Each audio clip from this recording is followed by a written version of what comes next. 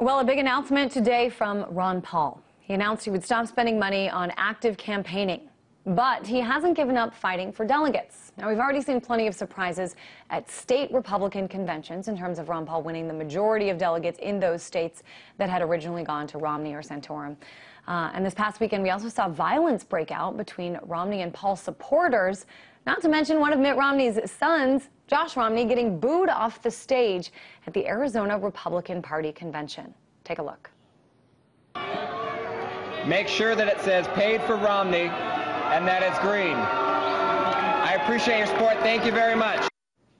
All right, we've been saying this for a while, folks, that just because many people have called the race and put it to bed, let's at least not forget about Ron Paul. So I want to talk more about this with Robin Koerner, publisher of Watching America. Robin, let's talk first about today's announcement. Is this simply Ron Paul not wanting to spend money he doesn't have, or is he done?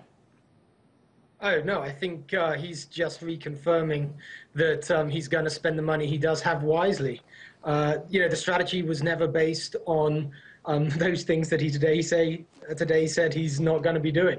So, you know, as a ardent Ron Paul supporter, I'm not much concerned, to be honest. And we showed video from over the weekend of Mitt Romney's son getting booed.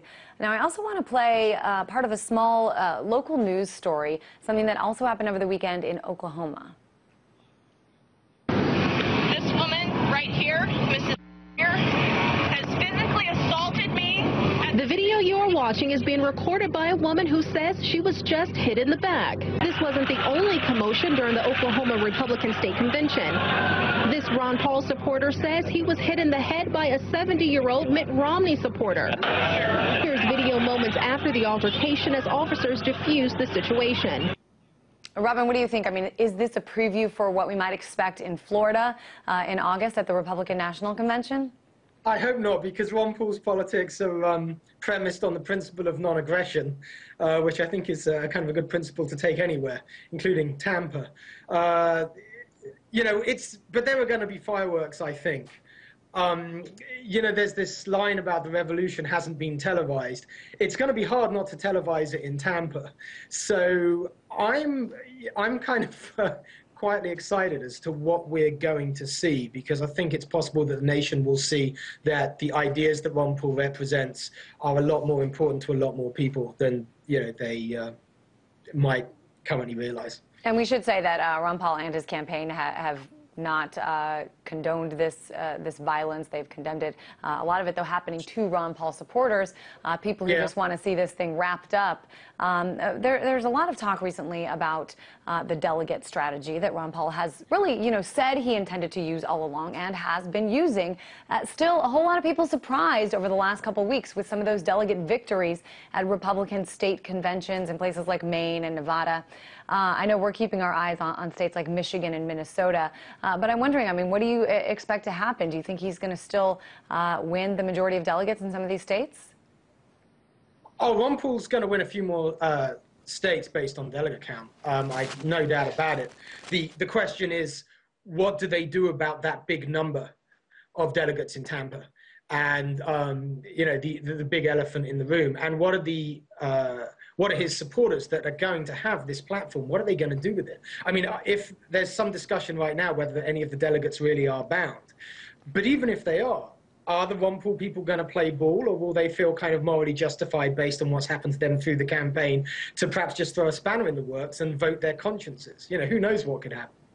Well, we'll be watching because it should be interesting no matter what. But I'm wondering, you know, after the Republican National Convention in August, there's still a little more than two months to go before the actual election. I mean, what do Ron Paul supporters do, assuming Romney becomes the nominee, during those 2 months? I mean, do they take their enthusiasm, their energy to Romney? I can't see it. And nobody that I've spoken to, you know, under the umbrella of the Blue Republican movement, which is kind of what I represent, yeah, the liberals and independents who are swinging behind Ron Paul, none of them are going to do it. And I also think there are even plenty of what you might call true conservatives, social conservatives, more of the Santorum mold, that are going to have a hard time with Romney. This is a big question that the GOP is going to have to answer for itself in Tampa. If they alienate this huge chunk of the base that you might call the Liberty Republicans. What then happens? What chance then for Romney? It's a tough decision, I think, for the party mainstream. And that's what I was going to ask you. I mean, certainly we're not going to see Mitt Romney decide that he's a pacifist and wants to end all the wars. There's certain principles that Ron Paul holds dear that are just, we're not going to see either candidate sort of embrace them. But what can Mitt Romney say, to really get more support, to get some of those Ron Paul supporters to come his way? Probably there will just be a few, just statistically, he's going to get some. But it's very hard to imagine that he could say anything consistent with anything he said before, which is kind of ironic given what a flip-flopper he is. But, anything that's consistent that would attract the liberty movement.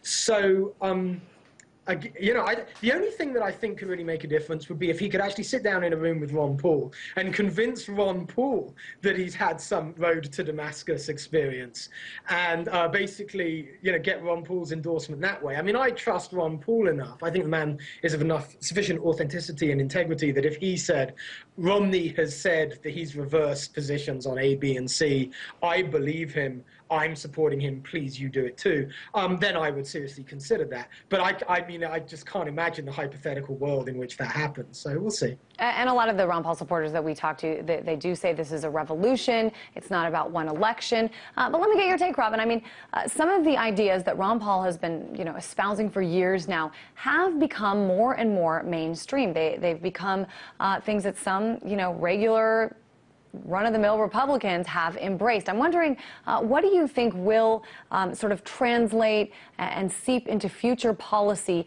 in the very near future that sort of was a Ron Paul original idea?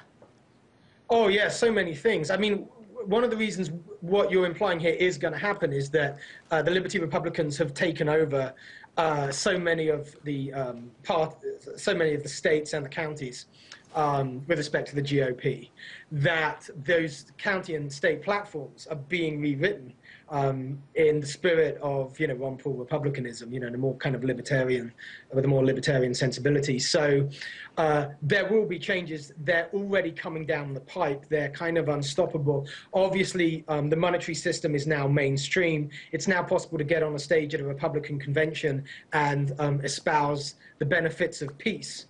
Can you imagine that just 4 years ago?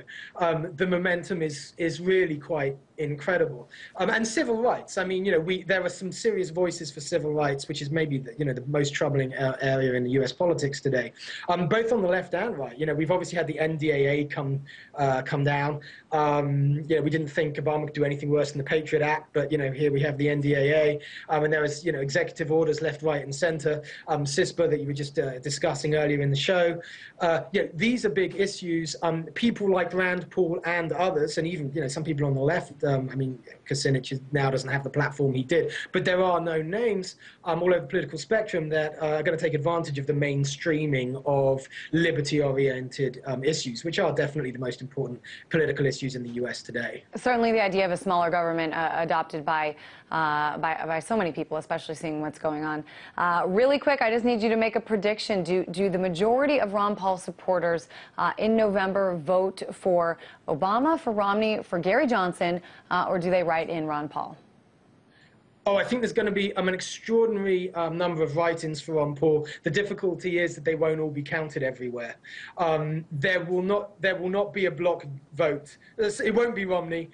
There will be a good number who will go back to Obama. There's a certain sense that another 4 years of Obama gets a Liberty Republican in quicker than putting Romney in. So there'll be some who make that decision too. All right, Robin Koerner, publisher of Watching America. Thanks for coming on the show tonight.